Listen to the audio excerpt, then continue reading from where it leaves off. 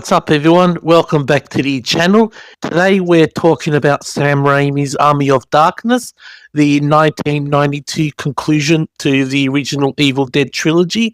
I finally sat down with the director's cut version, and after two rewatchings, watching the first two films recently for context, I came away pretty mixed with this one.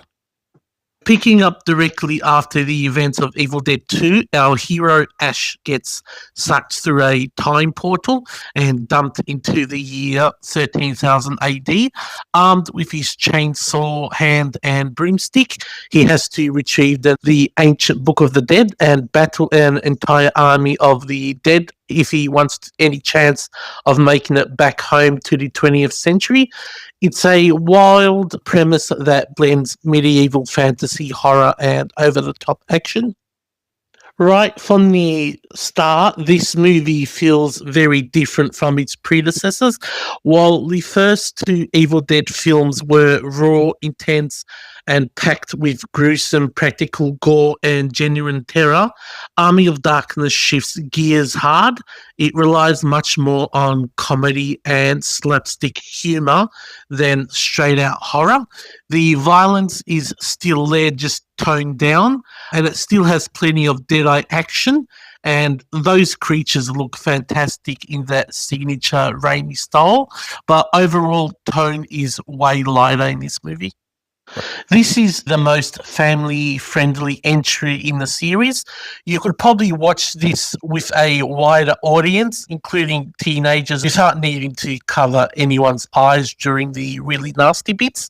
And that tonal shift is why I didn't connect with this as much as I wanted to.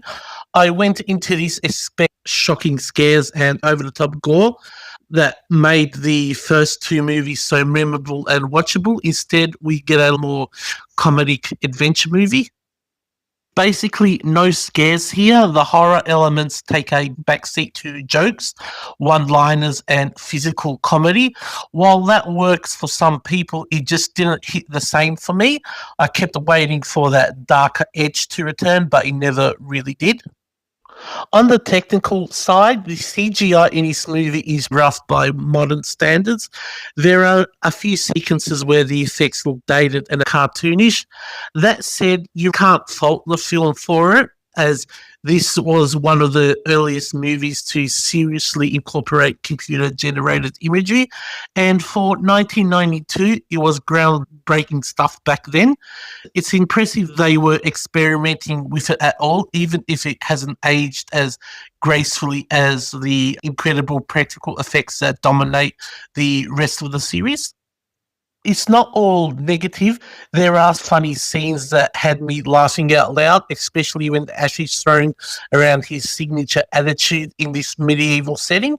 Bruce Campbell's performance is the strongest part of the movie.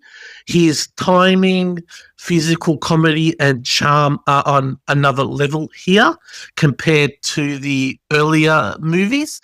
He leans into the larger-than-life hero role and carries the film on his shoulders. The big battle sequence near the end is also a highlight. It's chaotic, entertaining, and delivers some of the most memorable action in the trilogy. I'm personally glad they didn't push forward with a direct follow-up based on where Ash ends up at the end of this film. That setup didn't feel like it would translate into a satisfying next chapter, in my opinion, and I'm glad they didn't go ahead and make a Evil Dead 4 back at the time. Army of Darkness is a fun, goofy, energetic cult classic that works best if you're in the mood for Raimi's slapstick energy and don't mind the horror taking the back seat. But as my review says, I didn't really like this movie.